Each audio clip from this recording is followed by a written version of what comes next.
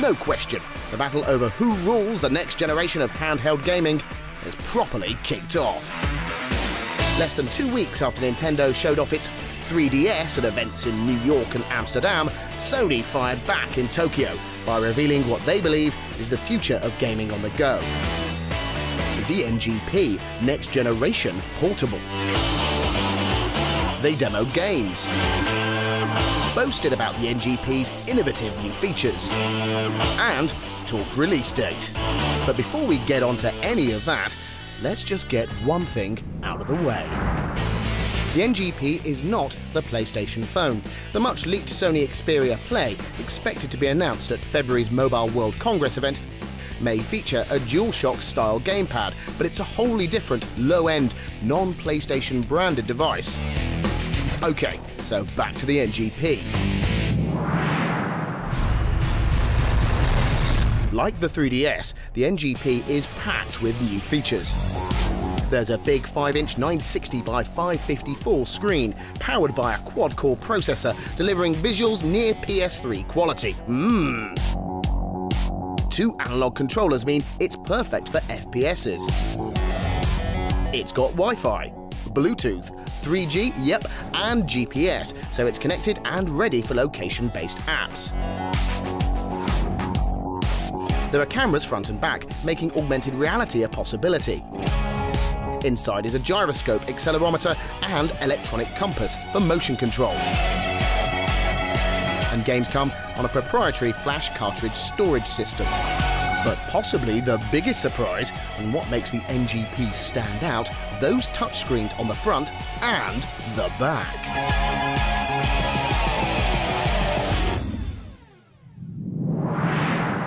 Of course, great hardware means jack if there aren't great games to play on it.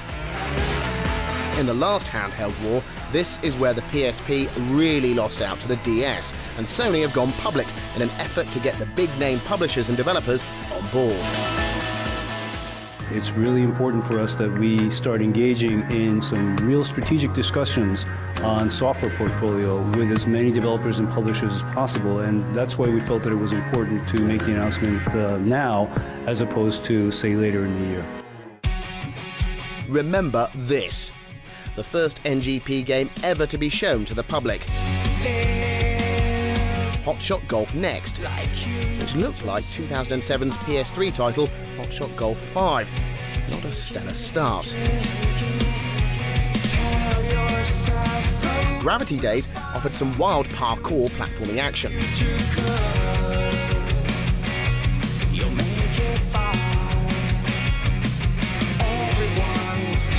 Killzone seemed to recycle assets from Killzone 2 and showed us what looked like concept art for how the touchscreen will be used. More interesting than pool game Hustle Kings was the first sighting of an NGP augmented reality game, Reality Fighters.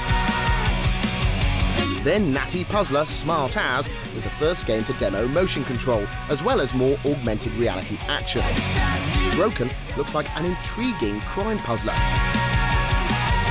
Little Big Planet and the PS3's LBP2 seemed separated at birth. The first game to utilise the NGP's back touchscreen was Little Deviants, where you raise the ground to move the ball.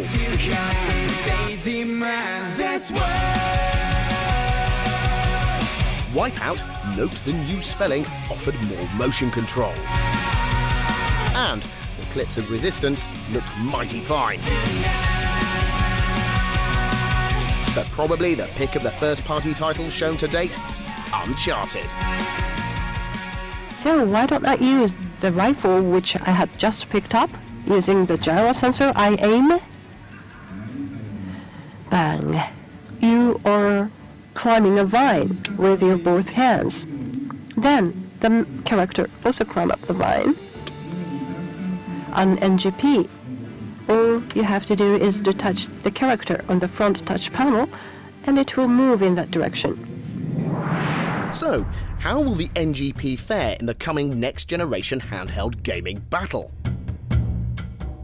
Well, it's a mighty fine piece of kit, and as these glimpses of games in development attest, the combination of cameras, motion control, those two touchscreens, and the machine's raw power will make for some innovative new gaming experiences.